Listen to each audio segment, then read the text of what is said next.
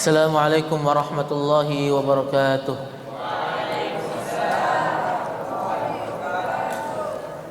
Alhamdulillahi ala ihsanih wa syukru lahu ala taufiqihi wa amtinanih wa asyhadu an la ilaha illallah wahdahu la syarika lah da'iyan ila ridwanih wa asyhadu anna Muhammadan abduhu wa rasuluhu la nabiyya ba'dah. Alhamdulillah, segala puja dan puji hanyalah milik Allah Jalla Jalaluh. Kita masih diberikan kesempatan oleh Allah Azza wa Jal untuk menuntut ilmu syar'i di salah satu dari rumah-rumah Allah. Di antara syarat diterimanya amalan seorang hamba itu ada dua, apa saja? Ikhlas dan mutaba'ah. Ikhlas kepada Allah Azza wa Jal, yaitu dia tidak mengharap kecuali balasan dari Allah Azza wa Jal. Yang kedua adalah apa yang kedua? Mutaba'ah. Apa itu mutaba'ah? Itu mengikuti Nabi sallallahu alaihi wasallam. Orang yang mengikuti Nabi alaihi salatu wasallam, dia salatnya bagus, baca Qur'annya bagus, sedekahnya banyak,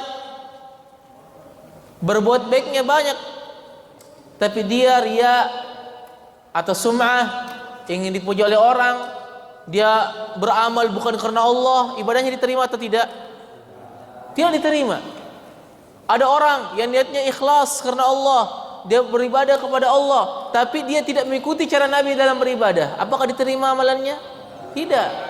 Contoh, orang yang salat maghrib 4 rakaat, diterima apa tidak? Tidak, karena dia tidak mengikuti Nabi sallallahu alaihi wasallam. Dan ilmu, dan kita kalau mau mengikuti Nabi dan mau ikhlas kepada Allah Azza wa Jalla di dalam beribadah, itu harus berilmu. Harus berilmu. Kemarin pada pertemuan yang lalu kita membahas tentang keutamaan menuntut ilmu. Hadis yang cukup panjang, yang mana kita tidak mengapa untuk mengulanginya lagi. Yang mana kata Nabi sallallahu alaihi wasallam, yang mana hadis ini yang bisa sebagai pemacu kita untuk menuntut ilmu, sebagai cambukan kita untuk menuntut ilmu, agar kita bisa lebih semangat lagi di dalam menuntut ilmu. Yang mana sekarang tuh orang-orang bermaksiat sampai jam 12 malam, sampai jam 1 malam, sampai jam 2 malam di diskotik, mereka kuat tuh. Para syaitan dari manusia, mereka kuat untuk menyebarkan kebatilan, mereka semangat untuk menyebarkan kebatilan. Masa kita mau kalah orang-orang yang berada di atas kebenaran? Harusnya tidak boleh kalah, harus lebih semangat lagi. Ikhwatul iman azzani Allah wa iyyakum. Nabi sallallahu alaihi wasallam mengatakan, man salaka tariqan, barang siapa yang menempuh suatu jalan, yatlubu fihi ilman, dia menuntut ilmu, sulika bihi tariqun min turukil jannah, maka dia akan dipermudah baginya satu jalan dari jalan menuju surga. Jalan menuju surga itu banyak. Siapa di antara kita yang tidak mau dengan istana yang megah, yang terbuat dari emas dan perak? Siapa di antara kita yang tidak mau yang makanannya ma tashtahihil anfus, yang antum kepengen apa itu ada di surga. Antum pengen makan apa saja ada di surga. Antum mau makan ayam, makan daging, yang mana salah satu makanan ahli surga adalah burung. Begitu juga salah satu makanan surga adalah buah-buahan. Siapa yang tidak mau? Siapa yang tidak mau masuk surga yang di dalamnya tajri min tahtihal anhar, di dalamnya terdapat sungai-sungai yang mengalir? Ada yang mau masuk neraka di sini? Siapa antum mau? Gak ada yang mau masuk neraka. Semua dari kita ingin masuk surga, dan surga memiliki jalan. Di dunia saja, orang saja mau manjat gunung, orang kalau di gunung itu banyak orang yang di gunung hilang, pergi ke gunung, habis itu nggak bisa pulang. Kenapa? Karena tersesat.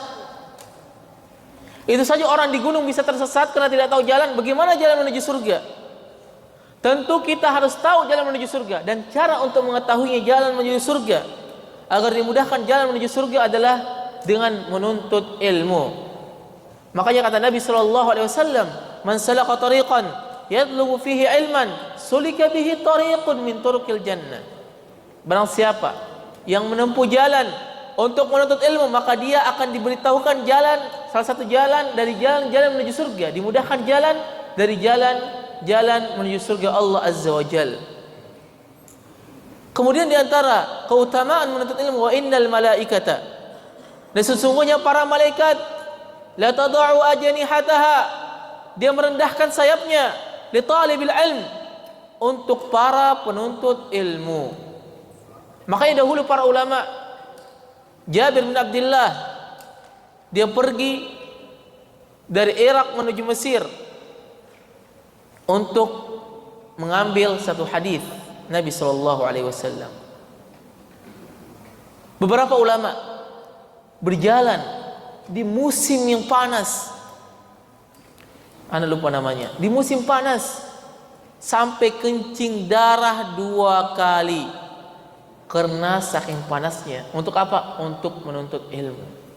Abdullah bin Abbas radhiyallahu taala an, dia pergi ke rumah gurunya pada musim panas, bahkan dia rela tidur di depan rumah gurunya untuk mendapatkan ilmu. Dia tunggu di depan gurunya, dia tunggu ketika gurunya keluar. Begitu gurunya keluar, dia samperin, kemudian dia menanyakan tentang ilmu. Ibnul Jauzi rahimahullah menjual 2 rumahnya. Dia jual 2 rumahnya. Demi apa?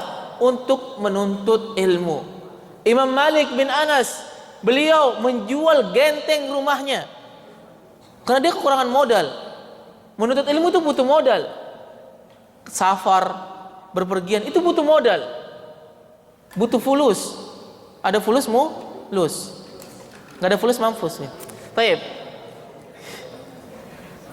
Dia butuh fulus, butuh dana untuk menuntut ilmu. Bukan berarti kalau antum kekurangan dana di sini antum jual genteng asrama, enggak, jangan ya.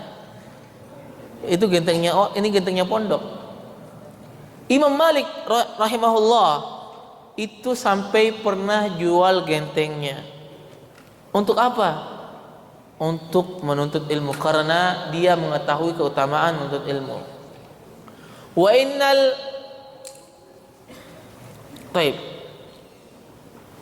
innal alima la yastaghfir lahu man fis samawati wa man fil ard.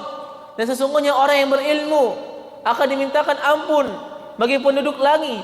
Siapa penduduk langit? Malaikat, bukan alien. Ada sebagian orang yang bilang, oh penduduk langit itu alien. La. Itu adalah para malaikat. Wa innal malaikata, wa innal alima la yastaghfiru lahu man fis samawati wa man fil ard. Dan makhluk-makhluk yang ada di muka bumi ini memintakan ampun kepada para penuntut ilmu, hatta al-hitan, sampai ikan fi jawfil ma, di dalam air juga memintakan ampun kepada para penuntut ilmu. Wa inna fadlal alimi 'alal 'abid ka fadlil qamari lailatal badri 'ala sa'iril kawakib. Keutamaan seorang ulama dibandingkan ahli ibadah adalah seperti keunggulan rembulan di malam purnama dibandingkan bintang-bintang yang lainnya. Ulil ulama warathatul anbiya. Manusia yang pernah hidup di muka bumi ini adalah siapa? Para siapa? Para nabi. Para nabi lah yang pernah hidup, yang mulia di muka bumi ini. Seluruh nabi dijamin masuk surga oleh Allah Azza wa Jal. Nabi adalah makhluk pilihan di antara jutaan umat manusia. Wa innal anbiya lam yuwarithu dinaran. Para nabi-nabi itu tidak pernah mewariskan dinar wala dirham. Begitu juga tidak mewariskan dirham. Nabi itu tidak mewariskan kepada antum rumah, tidak mewariskan kepada antum rupiah. La, akan tetapi mewariskan kepada kita adalah ilmu. Wa innama warathal ilm. Faman akhadahu faqad akhadha bihadzin wafirin. Barang siapa yang mengambilnya maka dia telah mengambilnya, dia telah mengambil bagian yang banyak. Baik, kita lanjut kitab kita, yaitu sampai perkataan qaul muallif rahimahullah, Muallif penulis buku ini mengatakan, yuzanu yaumal qiyamati midadul ulama wa damus syuhada. Pada hari kiamat, tinta para ulama dan darah para syuhada akan ditimbang. Tapi ini hadisnya palsu.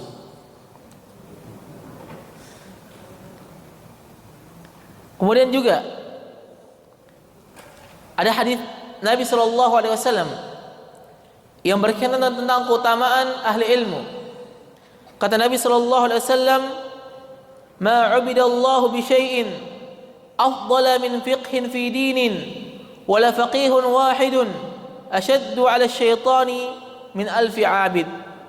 Allah tidak disembah dengan sesuatu yang lebih utama daripada pemahaman dalam agama. Orang yang paham kepada agama itu lebih utama ketika menyembah Allah daripada wala faqihun wahid, dan satu orang ahli fiqih asyaddun 'ala syaitan wala faqihun wahidun asyaddu 'ala syaitani min alfi 'abidin, dan satu orang ahli fikih itu lebih berat bagi syaitan dibandingkan 1000 ahli ibadah. Ini hadisnya juga palsu, karena di sini terdapat pendusta yang bernama Yazid bin Iyad. Jadi banyak juga ikhwatal iman azanillahu wa iyyakum, zaman dulu itu banyak orang kadang-kadang membuat hadis-hadis palsu. Orang-orang membuat hadis-hadis palsu. Kadang-kadang mereka membuat hadis palsu untuk membuat barang dagangannya laku. Contohnya, ada hadis palsu yang terkenal yang ditulis dalam kitab-kitab hadis, tapi hadisnya palsu. Seperti al-badinjan lima ukila lahu. Tahu badinjan apa artinya badinjan? Terong. Itu tergantung doa orang yang makan. Mungkin zaman dulu, ini hadis palsu. Mungkin zaman dulu terong nggak laku, akhirnya dia membuat hadis dari Nabi SAW, dia buat-buat. Ada juga hadisnya mungkin terongnya nggak laku dulu di pasar. Ada al-badinjan dawa likulidda. Terong itu, dan ini hadis palsu. Terong itu merupakan obat dari segala macam penyakit.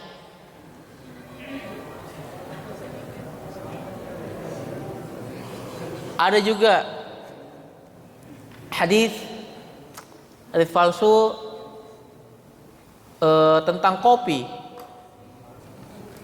Katanya dia bilang, Nabi SAW mengatakan, barang siapa, yang artinya gini, barang siapa yang di mulutnya masih ada bau kopi, maka akan dimintakan ampun oleh para malaikat. Habis kopi di uaf. Dan ini hadis palsu. Banyak sekali hadis-hadis palsu yang tidak masuk akal.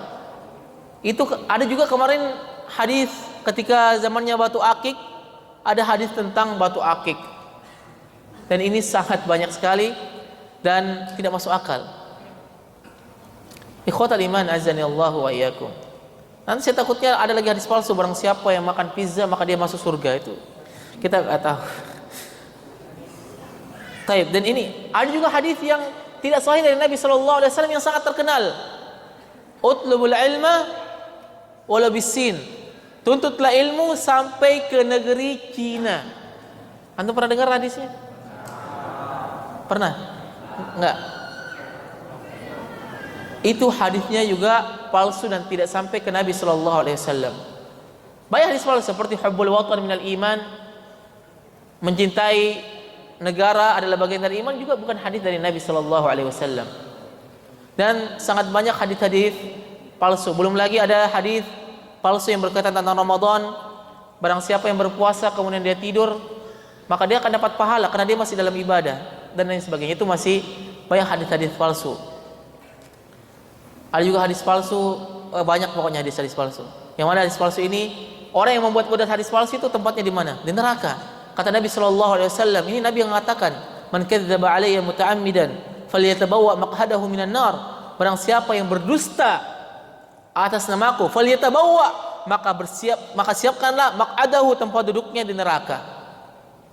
Dan ini merupakan ancaman yang sangat pedih, ancaman kepada orang-orang yang memalsukan hadis Nabi sallallahu alaihi wasallam. Apalagi zaman sekarang banyak orang-orang di media sosial yang tidak jelas keilmuannya. Mereka memalsukan hadis.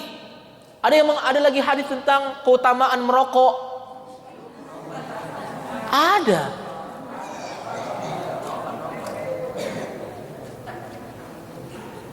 Dan banyak sekali hadis. Taib. Ada juga hadis barang siapa, ini pernah saya dengar penceramah bilang, barang siapa yang melihat wajah ustadz maka dia akan dapat pahala. Itu hadis-hadis palsu yang tersebar di kalangan di internet, itu banyak sekali yang tersebar. Dan ini sangat berbahaya.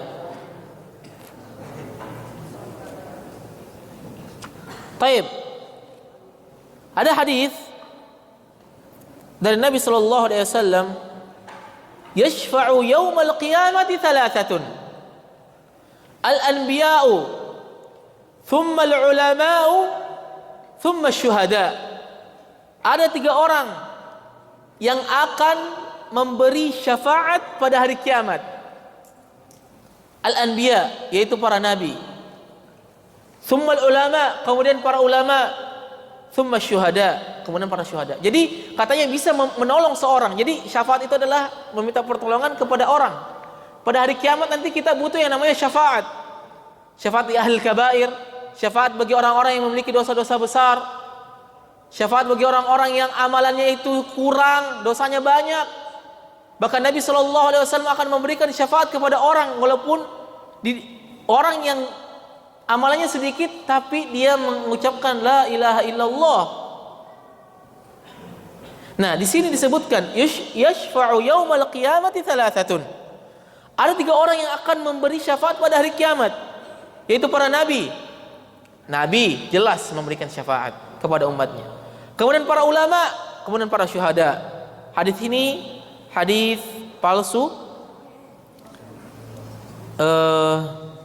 Sanadnya dari Anbasah bin Abdurrahman Al-Qurashi, dan Abu Hatim berkata tentangnya dia memalsukan hadis.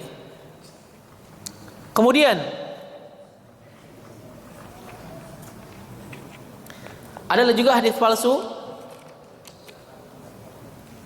Katanya al-ulama'u yaumal qiyamati ala manabira min nurin. Ini hadis palsu ya. Para ulama pada hari kiamat berada di atas mimbar-mimbar dari cahaya. Para ustadz-ustadz di hari kiamat berada di atas mimbar-mimbar dari cahaya. Itu para ulama, orang-orang yang memiliki ilmu. Dan ini hadisnya apa hadisnya ini? Ini hadisnya palsu juga. Bisa dilihat di kitab Al-Mawdu'at Ibnu Jauzi. Sengaja kita bacakan ini karena siapa tahu antum mendengarkan dari sumber-sumber yang tidak terpercaya atau referensi-referensi yang tidak terpercaya, kemudian antum dengar ini hadis palsu. Kemudian hadis selanjutnya, man ahabbal ilma wal ulama'a lam tuktab alaihi khati'atun ayyam hayati. Katanya, barang siapa yang mencintai ilmu dan para ulama, maka tidak ditulis baginya kesalahan sepanjang hidupnya. Antum cukup cinta sama ilmu, cukup cinta sama ulama, maka antum tidak akan ditulis kesalahan sepanjang hidup antum. Gimana? Ini hadisnya maudhu', dikatakan oleh Az-Zahabi dalam kitab Talkhis Al-Wahiyat. Beliau mengatakan ini adalah salah satu rekayasa Abdurrahman bin Muhammad Al-Balkhi, Syekh Ibnu Zarqawai. Bisa juga dilihat dalam kitab Lihat Tanzih Asy-Syari'ah li Ibnu Al-Arraq. Paham? Intinya ini hadisnya palsu, itu saja. Barang siapa yang mencintai ilmu dan ulama, maka tidak ditulis baginya kesalahan sepanjang hidupnya. Ini hadisnya palsu. Tidak cukup kita cinta ilmu sama ulama. Kita itu harus mencintai Allah, harus mencintai Rasulullah sallallahu alaihi wasallam. Adapun orang dijanjikan orang yang mencintai ilmu dan ulama, Tapi misalnya dia berbuat kesyirikan, berbuat dosa, maka tetap akan dituliskan baginya kesalahan dan dosa-dosa. Kemudian riwayat lain, man akrama aliman faka'annama akrama 70 nabiyan. Barang siapa yang memuliakan seorang ulama, dia memuliakan seorang ustaz, dia memuliakan ahli ilmu, faka'annama akrama 70 nabiyan, maka seolah-olah dia telah memuliakan 70 orang nabi.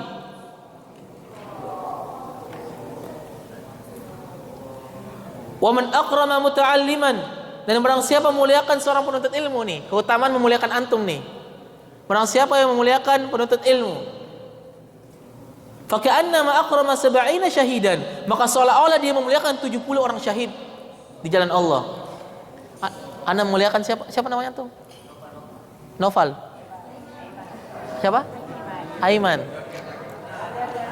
Jadi kalau saya memuliakan Aiman, maka seolah-olah saya memuliakan 70 orang yang syahid di jalan Allah. Tapi ini hadisnya, ini juga hadisnya palsu. Kemudian juga ini ada hadis lain dan ini juga hadisnya palsu. Man shalla khalfa alimin faka'annama shalla khalfa nabiyyin, wa man shalla khalfa nabiyyin faqad ghufira lahu. Perhatikan. Ayo perhatikan semua, jangan ada yang ngobrol. Masya Allah. Siapa itu? Taib. Man shalla khalfa alimin, barang siapa yang sholat di belakangnya seorang ulama atau seorang alim, seorang ustadz juga bisa diterjemahkan di sini. Faka'annama shalla khalfa nabiyyin, maka seolah-olah dia sedang sholat di belakang seorang nabi. Wa man shalla khalfa nabiyyin faqad ghufira lahu, dan barang siapa sholat di belakang seorang nabi, maka dia diampuni dosa-dosanya.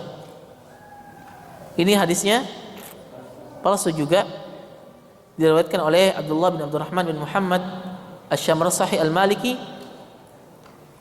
yang berada di Mesir. Taib. Itu hadis-hadis palsu berkaitan tentang keutamaan ilmu dan ulama. Kemudian hadis selanjutnya, man a'zzama al-'alima. Ini yang terakhir.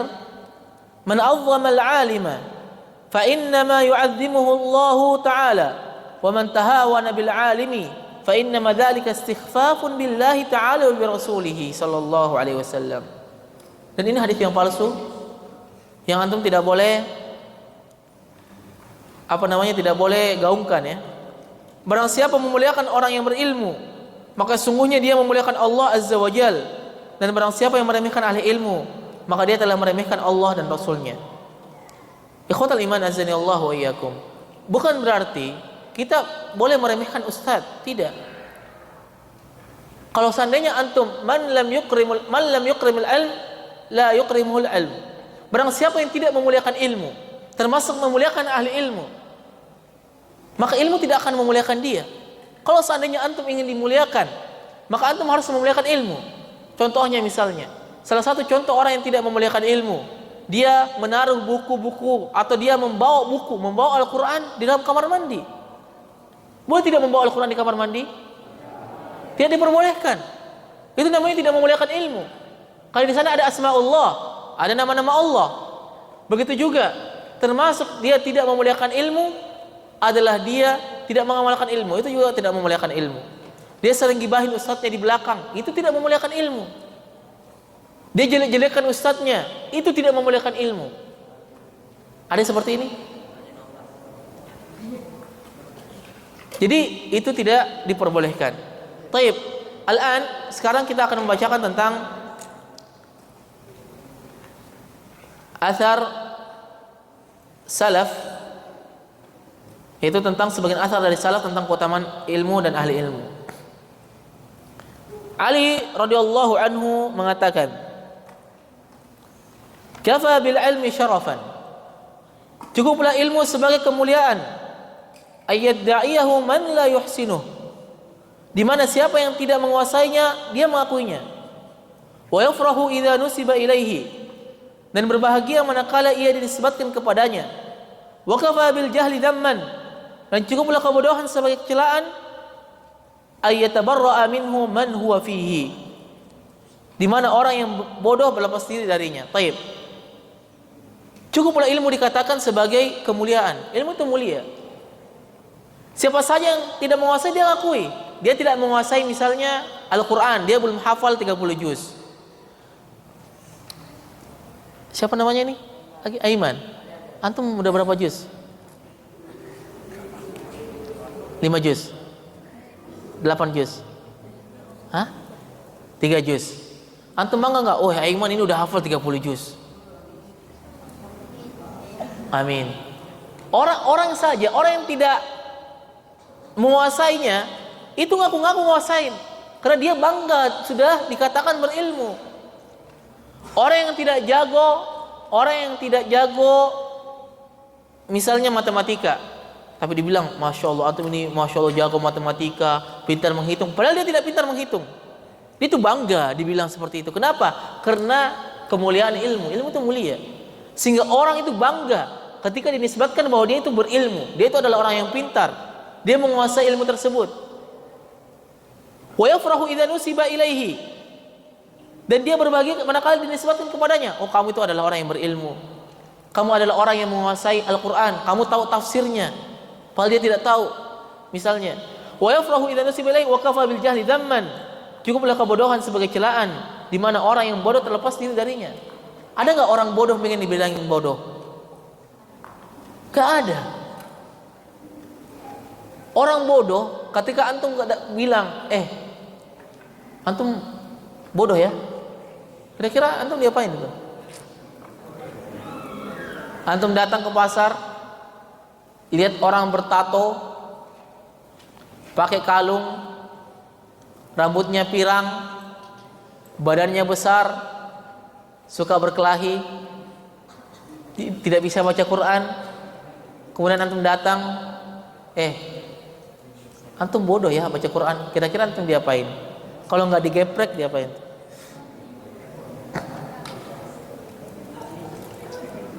Ahibati fillah. Dan makanya kebodohan itu adalah kehinaan. Makanya sebagian para ulama mengatakan bahwa orang yang paling rugi adalah orang tua yang bodoh terhadap dalam masalah agama. Dia tidak tahu cara salat yang benar, tidak tahu mana la ilaha illallah, tidak mau belajar Al-Quran. Kalau belajar Al-Quran dia mulia, tapi kalau tidak mau juga belajar Al-Quran, sudah tua tidak mau belajar Al-Quran, ini masalah. Oleh karena itu cukuplah ilmu sebagai kemuliaan, di mana siapa yang tidak menguasainya mengakuinya. Dia mengaku dia berilmu. Kemudian juga sebagian as-salaf mengatakan khairul mawahibil aqlu wa syarrul masaibil jahlu. Sebaik-baik anugerah adalah akal dan seburuk-buruk musibah adalah kebodohan. Ikhwatal iman azani Allahu wa iyyakum. Wa qala Abu Muslim Al-Khawlani, di antara keutamaan ilmu sebagaimana disampaikan oleh Abu Muslim Al-Khawlani, al-ulama'u fil ardi mithlun nujumi fis sama. Ulama di muka bumi ini itu seperti bintang-bintang yang ada di langit. Idza badat lin-nasi ihtadau bihi.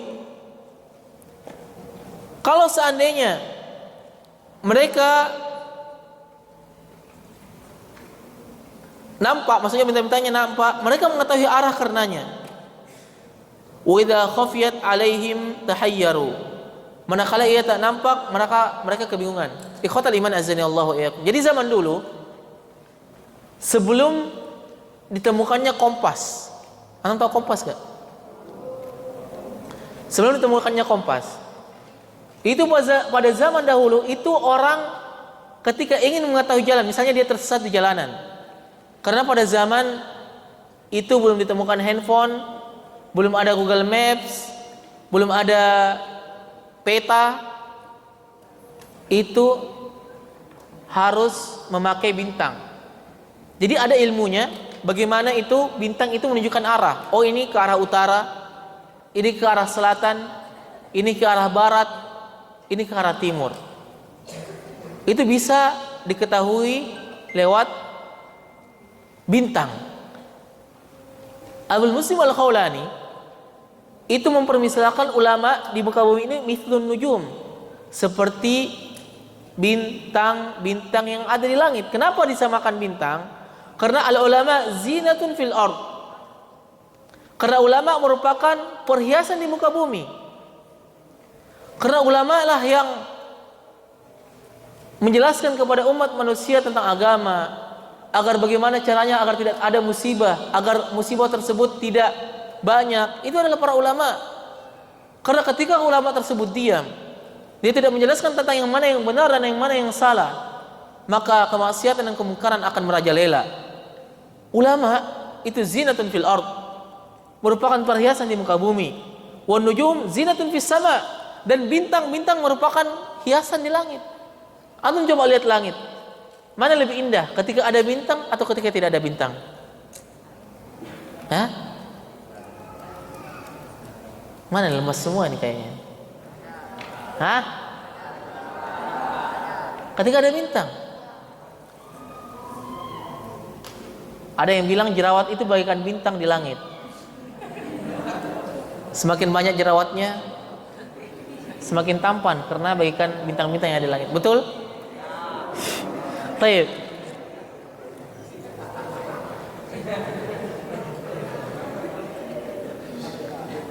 Al ulama fil ard mithlun nujum. Jadi ulama itu adalah perhiasan di muka bumi ini sebagaimana bintang-bintang merupakan perhiasan yang ada di langit. Yang kedua, kenapa ulama dipermisalkan seperti bintang yang ada di langit? Dan ulama yuhtada bihim kama anna nujum yuhtada biha. Ulama itu memberikan petunjuk kepada manusia, menjelaskan petunjuk kepada manusia, menjelaskan tentang agama. Dialah yang menunjukkan seseorang di jalan yang lurus. Dia menjelaskan seseorang di jalan yang lurus. Ketika orang itu bengkok, ketika orang itu dia tidak tahu arah, dia akan bertanya sama ulama. Begitu juga sama seperti bintang. Bintang yang ada di langit, kalau antum punya ilmunya, itu bisa menunjukin antum jalan. Bagaimana caranya harus dipelajari dulu. Karena sebelumnya ditemukan kompas, itu orang-orang zaman dahulu memakai bintang sebagai petunjuk jalan. Yang ketiga, kenapa ulama disamakan dengan bintang? Al-ulama rujum ahlul batil. Ulama itu merupakan alat pelempar bagi ahli batil, orang-orang ahli batil yang menyebarkan hadis-hadis dhaif tentang keutamaan kopi kah, keutamaan rokok, keutamaan batu akik. Itu dibantah oleh para ulama bahwa ini hadis palsu. Karena tidak ada yang bisa mengetahui hadis palsu itu kecuali para ulama-ulama yang mutakhassis atau ulama-ulama yang spesialis dalam ilmu tersebut. Dia tahu tentang ilmu tersebut. Karena untuk mengetahui hadis ini asli atau hadis palsu, itu butuh beberapa banyak ilmu. Ada harus mengetahui ilmu mustalahul hadis, harus mengetahui tentang ilmu rijal, harus mengetahui atau membuka kitab-kitab al-jarh wa ta'dil. Dia harus memeriksa satu persatu rantai-rantai sanadnya dalam kitab Tahdzibul Kamal atau Tahdzib Ada lupa satunya. Intinya mencari hadis sahih dan hadis dhaif itu bukan perkara yang mudah, karena dia harus mencari semua jalan-jalannya baru ulama ini menghukum ini sahih atau dhaif. Nah, para ulama-ulama ini adalah yang melempar ahli batil dari kebatilannya. Ada orang mengatakan, "Oh, salat itu tidak wajib." Ada salah seorang yang mengatakan bahwa seorang, katanya dia adalah seorang alim, seorang ulama, dia mengatakan bahwa jilbab tidak wajib misalnya. Yang bisa membantahnya adalah para ahli ilmu atau para ulama. Ada yang mengatakan bahwa khamar,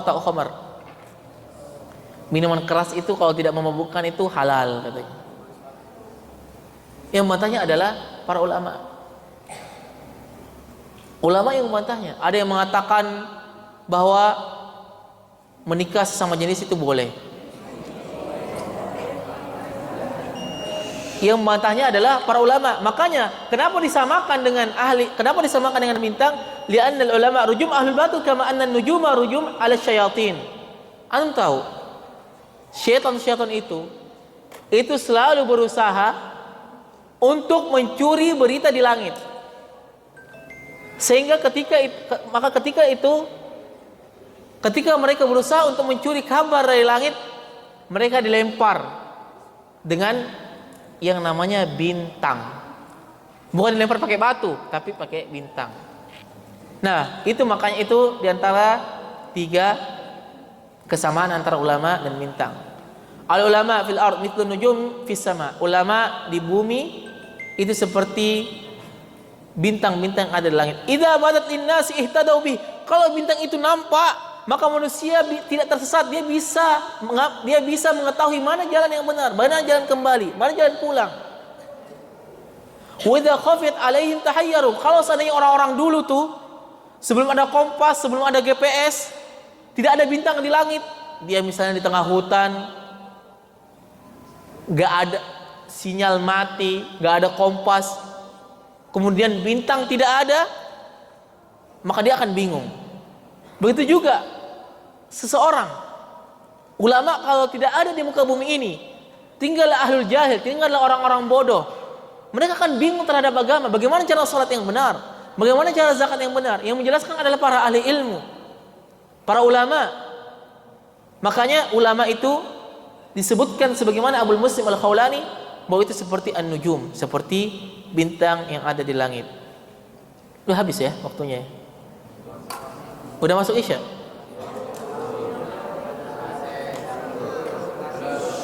Jam berapa Isyanya? Baik. Yang selanjutnya,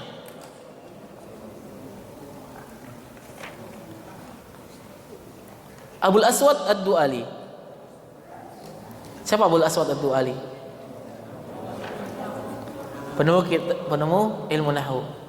Wa qala Abul Aswad Ad-Du'ali, "Laisa syai'un a'azza min al-'ilmi. Al-muluku hukamun 'ala an-nas wal ulama'u hukamun 'ala al-muluk." Tidak ada sesuatu yang lebih mulia daripada ilmu. Dulu Al-Qadhi Abu Yusuf, ada tahu Al-Qadhi Abu Yusuf di sini? Siapa tahu Al-Qadhi Abu Yusuf? Al-Qadhi Abu Yusuf ini merupakan muridnya Abu Hanifah. Beliau adalah muridnya Abu Hanifah. Beliau ini waktu kecil itu selalu bantuin ibunya. Dia kerja. Dia bantuin ibunya kerja di tukang jahit. Suatu saat dia melihat di masjid ini ada majelis ilmu. Akhirnya dia masuk ke majelis ilmu tersebut. Ternyata dia ketagihan. Dia masuk di majelisnya Abu Hanifah. Beliau ketagihan. Akhirnya keesokan harinya harusnya dia kerja untuk orang tuanya, dia terus masuk masjid. Sampai suatu saat tukang jahit ini datang kepada ibunya bahwa anakmu tidak lagi kerja sama saya, dia sudah bolos, saya akan potong gajinya. Akhirnya begitu keesokan harinya dibuntutin tuh Abu Yusuf, dibuntutin, ternyata dia masuk masjid terus setiap hari. Datang ibunya ke masjid, pengen narik anaknya dari masjid. Kata Abu Hanifah, jangan tarik. Kenapa kamu tarik anak kamu dari masjid? Iya, saya butuh uang ini. Emang ilmu bisa kasih saya makan? Emang ilmu bisa bikin saya kenyang? Akhirnya kata Abu Hanifah, sudah, nanti saya kasih kamu uang tiap hari berapa gajinya, saya akan kasih kamu lebih daripada gajinya. Akhirnya begitu gajinya. Akhirnya Al-Qadhi Abu Yusuf itu terus menuntut ilmu. Dan gurunya Abu Hanifah pernah bilang, nanti suatu saat ini anakmu ini kalau sungguh-sungguh menuntut ilmu, kalau suatu saat anakmu ini akan makan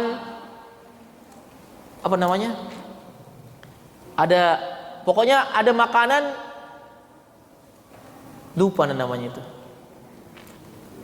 Ada pokoknya dia sebutkan suatu nama makanan, yang mana makanan itu merupakan makanannya para raja. Dan Begitu terus dia menuntut ilmu sampai dia diutus sebagai qadhi, sebagai hakim. Ketika itu dan dia makan makanan yang hanya dimakan oleh para raja, yaitu sebuah halwa, itu manisan yang hanya dimakan oleh para raja ketika itu. Tidak ada dijual yang bisa makan para raja karena harganya mahal. Makanya ketika itu beliau mengingat pesan gurunya. Akhirnya Khalifah Ar-Rasyid mengatakan, barang siapa yang menginginkan dunia maka hendaklah fa'alaihi bil ilm. Wa man arada al-akhirah fa'alaihi bil ilm. Barang siapa yang menginginkan dunia maka hendaklah dia berilmu. Dan barang siapa yang menginginkan akhirat maka hendaklah dia berilmu. Laisa syai'un azza minal ilm. Tidak ada sesuatu yang lebih mulia daripada ilmu. Tidak ada lagi. Harta 1 triliun, ilmu lebih mulia. Ferrari, ilmu lebih mulia. Apa lagi?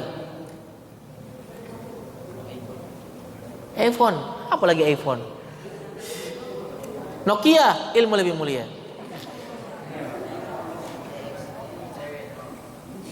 Taib. Al-muluk hukamun 'alan nas. Para raja adalah penguasa manusia. Wal ulama'u hukamun 'alal muluk, dan para ulama adalah penguasa para raja. Jadi para raja itu dia kuasain manusia, dia penguasanya manusia. Dan ulama adalah penguasa para raja. Karena raja itu biasanya, raja-raja zaman dahulu itu biasanya dia meminta petunjuk kepada para ulama. Umar bin Abdul Aziz itu sering mengumpulkan Urwah bin Zubair dengan 7 orang dengan timnya ahli fikih untuk meminta pendapat. Begitu juga ulama-ulama zaman dahulu itu mereka meminta pendapat, arahan-arahan kepada para ulama. Mungkin ini saja yang bisa kami sampaikan. Subhanakallahumma bihamdik, asyhadu an la ilaha illa anta astaghfiruka wa atubu ilaik. Wassalamualaikum warahmatullahi wabarakatuh.